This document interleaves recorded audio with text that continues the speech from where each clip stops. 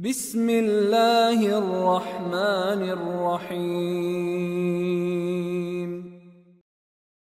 Bagaimana kita menjadi orang yang suka memaafkan?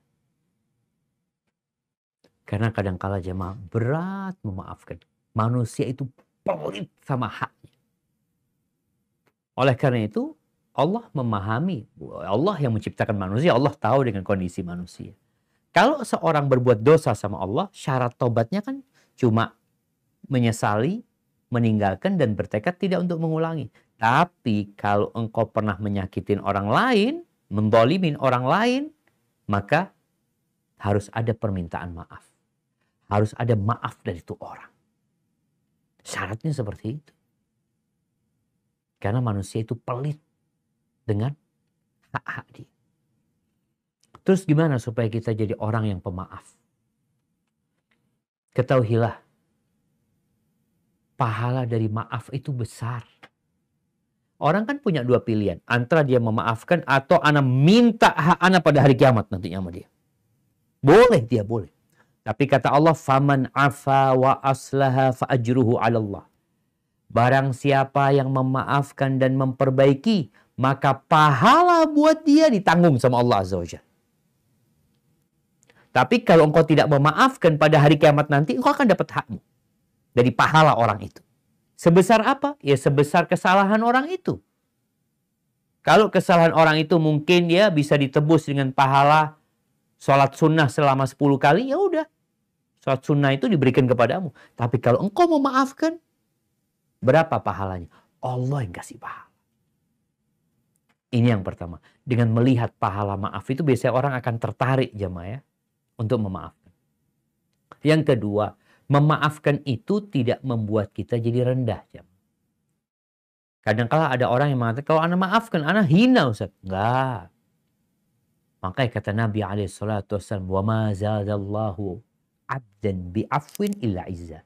Tidaklah Allah menambah seorang dengan maaf itu kecuali semakin terhormat. Kemudian yang ketiga, bukankah kita diperintahkan untuk beribadah dengan nama-nama Allah Azza wa Jalla?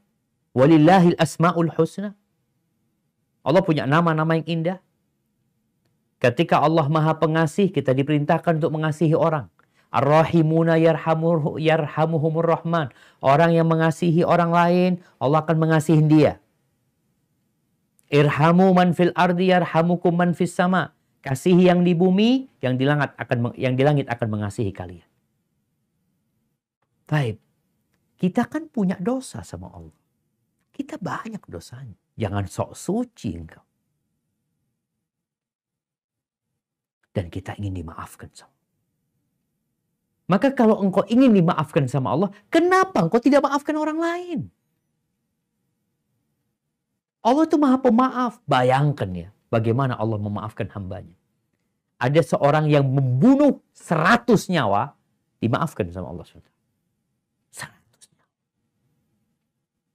Dalam sebuah hadis qudsi, Allah Azza wa Jalla mengatakan, ya ibna Adam, lau ataitani bi qurabil ardi khati'at. Wahai anak Adam, kalau engkau datang menjumpai aku dengan sepenuh bumi ini dosa. Dia berbuat dosa di Jember, dia berbuat dosa di Bondowoso, dia berbuat dosa di mana ada kota dia, di situ dia berbuat dosa. Semua bumi ini penuh dengan dosa dia. Kemudian dia datang menjumpai Allah dengan tidak melakukan kesyirikan. Maka Allah akan datang kepada dia dengan sepenuh bumi ini ampunan. Ini kawan kita berbuat dosa sekali, berbuat salah sekali. Lalu kita simpan di hati, buat apa? Sampai ada cerita guru ini. Guru ini mau ngajarin murid-muridnya untuk jadi pemaaf. Akhirnya anak-anak didiknya ini dikasih yang namanya kentang. Suruh bawa kentang, tiap hari suruh bawa kentang. Dikresek. Tiap hari. Dapat berapa hari, sebagian murid itu udah nggak bawa lagi. Ditanya sama gurunya, kemana kentangnya? Anak buang bu guru. Soalnya sudah busuk bau, kata dia. Lalu guru mengatakan, kalau itu kentang yang busuk kalian nggak mau membawanya, bagaimana kalau ada kebusukan di hati? kentang aja antum buang. Dan perasaan dengki, perasaan iri, itu sakit di hati. Kita aja kesusuk duri di kaki kita, Masya Allah. Kita minta tolong, bahkan sebagian operasi untuk dikeluarkan. Kenapa ada duri di hati kita, kita biarkan sampai mati kita, Pak. Jadilah orang yang pemaaf, jemaah.